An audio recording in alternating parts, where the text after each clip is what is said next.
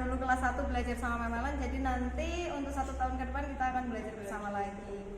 Ini untuk pertemuan yang pertama kita akan belajar tentang diferensial atau biasa disebut sebagai turunan. Jadi yang pertama untuk rumus turunan fungsi aljabar, fx sama dengan c adalah konstanta dan c anggota bilangan real, maka f aksen x sama dengan 0 dan f aksen x di sini adalah turunan. Jadi turunan itu disimbolkan sebagai f aksen x. Untuk rumus yang kedua, fx sama dengan a dikalikan x. Turunan dari fungsi fx-nya f aksen x sama dengan a. Yang ketiga, fx sama dengan x pangkat n. F aksen x-nya sama dengan n-nya. Ini kita pindahkan ke depan. N dikalikan x, kemudian pangkatnya kita kurangkan 1, n min 1. Untuk yang keempat, fx sama dengan a dikalikan x pangkat n. Kita dapatkan nanti untuk turunannya sama dengan a atau koefisien yang ada di depan, kita kalikan dengan pangkatnya a dikalikan n. Kemudian kita kalikan dengan x, pangkatnya dikurangi 1, n min 1. Untuk lebih jelasnya kita ke contoh soal. Yang pertama, fx sama dengan 5.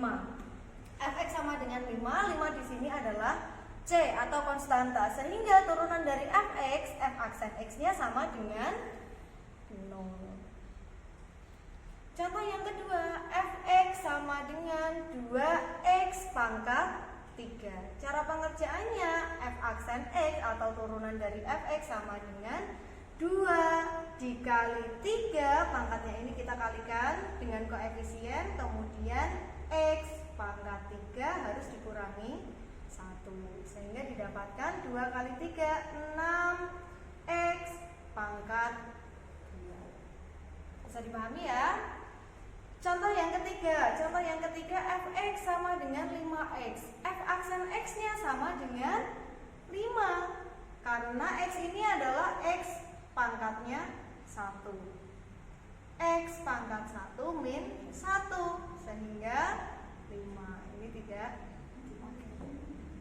Untuk contoh yang keempat, fx sama dengan 2x pangkat negatif 4. Dengan cara yang sama seperti contoh soal yang kedua, f aksen x sama dengan 2 kali negatif 4 kali x pangkat negatif 4 dikurangi 1 sama dengan negatif 8x pangkat negatif 5. Untuk contoh yang terakhir, fx sama dengan 4x pangkat setengah. Dengan cara yang sama, berarti 4 harus kita kalikan dengan setengah, kemudian x pangkat setengah, pangkatnya harus dikurangi 1, sama dengan, ini bisa disederhanakan, 2x pangkat negatif setengah. Bisa ya untuk menghitung setengah dikurangi 1. Untuk yang belum bisa, berarti di sini saya jabarkan. Setengah dikurangi 1, berarti kita harus samakan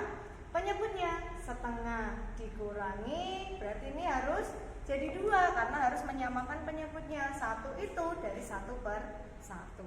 Kalau 1 ini dijadikan 2, berarti yang atas juga harus dikalikan dengan 2, sama dengan 1 dikurangi 2, hasilnya adalah negatif 1/2. Karena untuk operasi penjumlahan dan pengurangan, untuk penyebutnya sama, hanya dituliskan 1. Bisa dipahami ya? Saya rasa untuk pertemuan pertama kita cukup sampai di sini. Jadi kalau masih ada pertanyaan, kalian bisa saling diskusi di Google Classroom. Kemudian saya akan menyediakan satu link untuk latihan soal yang bisa kalian kerjakan. Terima kasih kerjasamanya. Assalamualaikum warahmatullahi wabarakatuh.